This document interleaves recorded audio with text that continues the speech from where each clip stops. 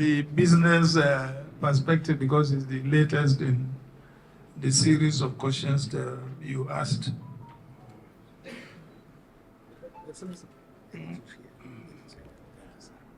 Yes, as you might have read in several other places, I was, in fact, not involved. In fact, I was the founder of one of the biggest oil and gas logistics company since the military area. And as soon as Buhari government came, even though we had license, we had got nothing to do with government. We were only contractors in logistics to the oil companies, not government. But as soon as Buhari came, all those contracts were revoked and taken away from us till today. So I'm not doing any government business. Yes, I'm in other businesses, agriculture, manufacturing, and so on and so forth. So that's as far as government business is concerned. So I'm not scared of any business being taken away from me.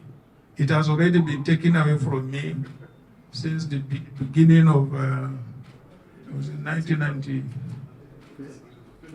since Buhari's time. They took it and distributed it among themselves. So what was the other question?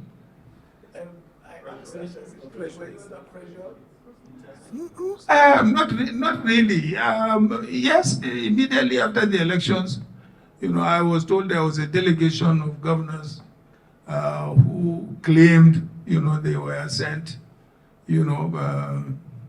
by the president, but I did not even allow them to get into my house.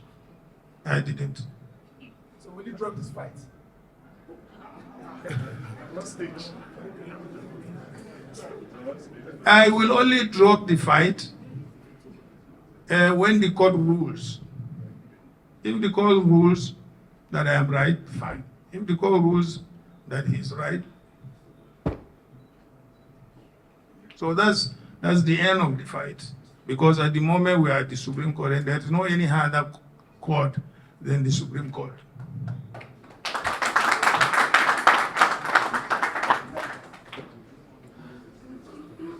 Thank you, Your Excellency.